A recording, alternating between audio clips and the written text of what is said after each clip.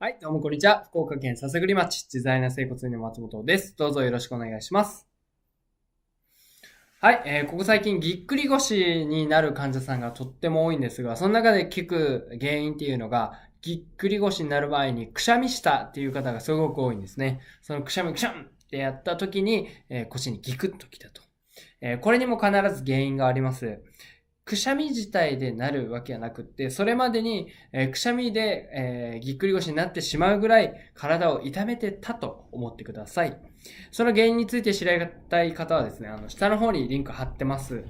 ぜひ自在な整骨にクリックしていただいて、あなたのお悩みに答えさせてください。どうぞよろしくお願いします。